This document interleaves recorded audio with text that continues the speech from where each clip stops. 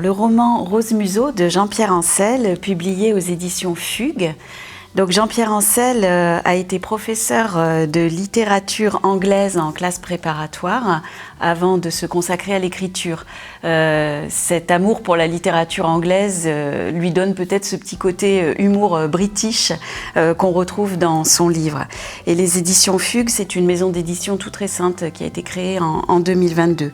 Donc déjà, quand on découvre cet ouvrage, on est très attiré, je trouve, par cette couverture à la fois drôle et attendrissante avec le portrait de ce petit rat doté de lunettes de star.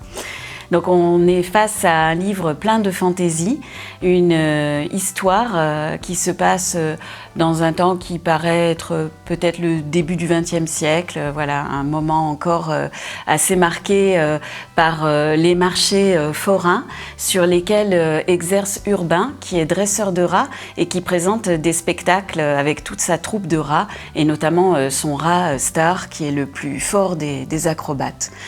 Au cours d'une de ces représentations, Urbain fait la connaissance de Modard, qui est lui-même acrobate de cirque et qui a un coup de foudre pour le numéro présenté par Urbain et pour notamment son rat super acrobate.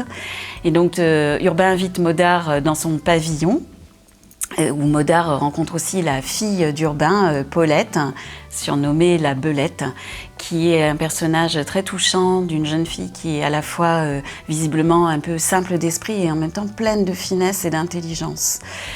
Et tout le roman va se dérouler sur le mode un peu de la conversation entre ces personnages et intervient assez rapidement la figure du propriétaire du pavillon dans lequel habite donc Urbain avec sa fille.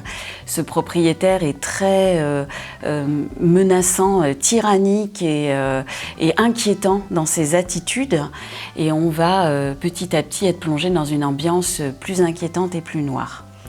Donc moi j'ai beaucoup aimé ce roman pour sa drôlerie, sa fantaisie, ses trouvailles stylistiques dans les dialogues. On a la voix du rat qui intervient avec beaucoup d'humour à chaque fois et beaucoup de pertinence.